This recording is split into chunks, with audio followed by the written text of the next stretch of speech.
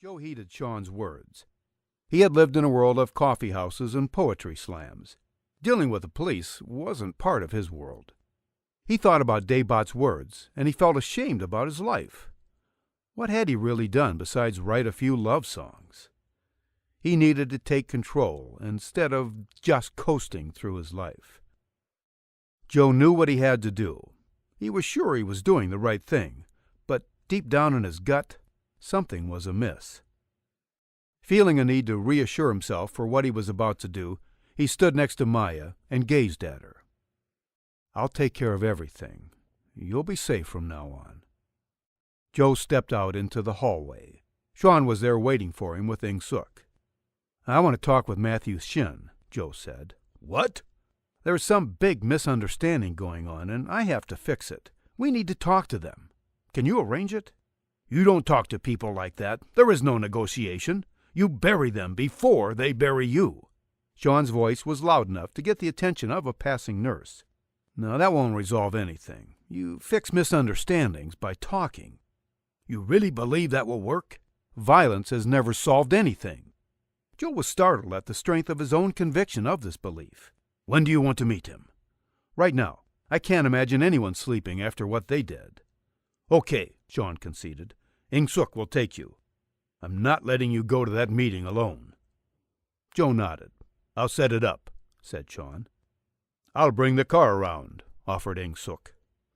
"Okay," said Joe, as he let out a big sigh and headed toward the elevator. Sean grabbed Ing Suk by the shoulder and whispered in his ear, "Don't let anything happen to him." Chinatown almost disappeared off the face of the earth. Like the rest of San Francisco, Chinatown was completely leveled during the Great Quake of '06. The leaders of San Francisco saw an opportunity to remove this blight from the heart of the city once and for all. Plans were drawn to relocate the Chinese down to Hunters Point and even further south to Daly City. The Chinese immigrants historically have needed a place like Chinatown to live, not because they were legally barred from living elsewhere, but because they were prone to vigilantes if they did. Ironically, white Americans expected a privileged status when traveling abroad, while at the same time they implemented onerous laws at home, severely restricting freedom and opportunity for the strangers to her shores. The relocation of Chinatown ultimately failed, owing much to the intervention of the Chinese legation to the United States, who saw the displacement as having potential repercussions internationally. This did not sit well with the nativist, and added much to the perception that the Chinese were perpetual foreigners in America. Chinatown survived, remaining a vital center for Chinese culture and commerce. However, the instinct for self-preservation remained, affecting the generations to come. The Shin family was part of the influx of Hong Kong immigrants that came in the 1960s that encroached upon the existing predominantly Toisan Chinese, and later the displaced ethnic Chinese from Vietnam. Not all conflicts were settled with diplomacy. The strong survived. The Shin family survived.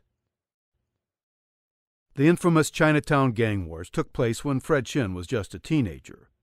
Though mostly neutralized by the Asian Crime Unit Task Force, the exodus of Chinese out of Chinatown and the decline of Chinese immigration led to an uneasy truce. The truce they were all living under today. Fred Shin was sound asleep in the master bedroom when the phone rang. No phone call at this time of night ever brought good news.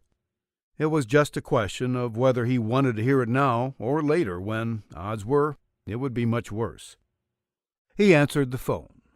Sean Tsung was the very last person on earth Fred expected to hear from. "Shin, this has to end right now." Sean's voice was firm and deliberate. "What are you talking about?" "I'm calling for a détente. Joe is our representative. Whatever bug Matthew has up his ass, I want this settled. Here is the meeting place." "No, you set the time. I set the place. Otherwise, no dice." "All right," conceded Sean. 1 hour. Where?" Fred glanced over at his clock radio. "King Noodle Shop on Noriega." "No tricks," threatened Sean. "You're not prepared for the consequences." "Neither are you." Fred hung up the phone. He let his head fall back on the pillow. "Matthew!"